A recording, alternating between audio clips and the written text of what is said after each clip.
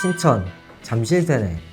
노래 가사에서도 등장해 익숙한 신천역은 2015년 잠실세네역으로 바뀌었습니다. 신천은 신촌과 발음이 비슷해 혼란을 일으키기도 하고 행정구역상으로도 신천동이 아닌 잠실동에 위치해 있기 때문에 잠실세네역으로 바뀌게 되었습니다. 이 세네는 원래 이름이었던 신천을 순우리말로 바꾼 것이라고 합니다. 구로공단, 구로디지털단지. 개통 당시 역 근처에 구로공단이 있어 처음에는 구로공단역이었습니다. 하지만 2000년대에 들면서 구로공단의 구조가 첨단 산업 및 벤처기업 위주로 바뀌며 높은 빌딩들이 들어서고 공업단지의 기능이 사실상 소멸하였습니다. 그러다 2004년 이미지 개선을 이유로 구로 디지털 단지역으로 이름을 바꾸게 됩니다. 그리고 이 역명의 변화는 어떤 역의 변화에도 큰 영향을 주는데요. 바로 가산 디지털 단지역입니다. 가산 디지털 단지역이 처음 개통될 당시에는 행정구역이 금천구 가산동이 아닌 영등포구 가리봉동이었기 때문에 가리봉역이라는 이름이었습니다.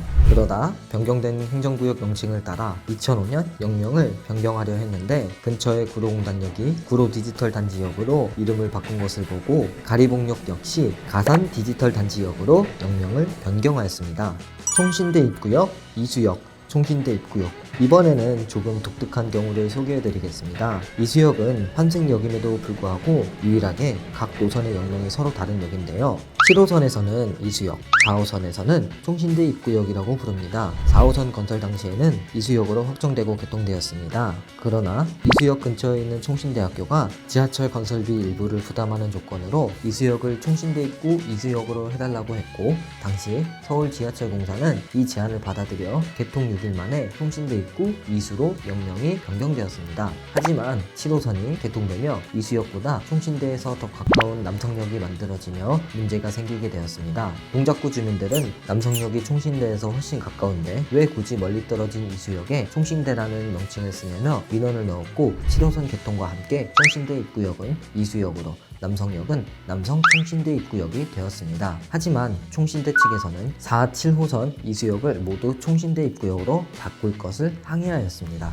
결국 4호선역 이름만 다시 총신대 입구역으로 돌아갔고, 남성 총신대 입구역은 남성역으로 바뀌었습니다. 7호선 이수역은 그대로 이수역이다가 2019년부터 이수 총신대 입구라는 역명을 사용하고 있으며 현재까지도 4호선과 7호선의 역명이 다른 유일한 역입니다. 화양역, 건대입구역. 건대입구역은 개통될 당시에는 역이 위치한 지역인 성동구 화양동에서 이름을 따온 화양역이었습니다. 그러다 1985년 건국대학교의 요구로 인해 현재의 건대입구역으로 바뀌게 되었습니다. 당시 언론 보도에 따르면 그 전부터 건국대 학생들은 시위까지 벌여가며 건대입구역으로 역명 변경을 요구했다고 합니다. 단대역, 남원산성 입구역. 단대동에 위치하는 이 역은 처음에는 단대역이라는 이름이었습니다. 하지만 바로 이웃한 역인 단대 오거리역이나 단국대 근처에 있는 역으로 혼동될 수 있다는 의견으로 1998년 남원산성 입구역으로 변경되었습니다. 실제 당시 단국대 학생 또는 단국대 입학에 응시한 수험생들이 이 역에서 내렸다가 단국대가 없어서 당황했던 시절이 있었다고 하네요.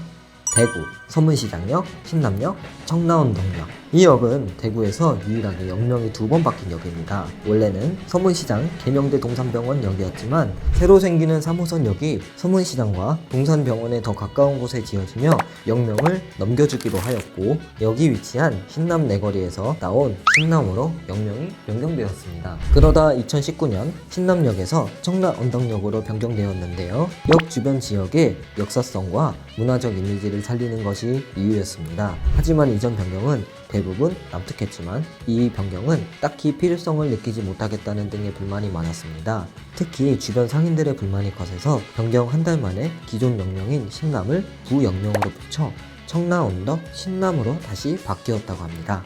지금까지 쓰면 난사 지하철 역명의 변화였습니다.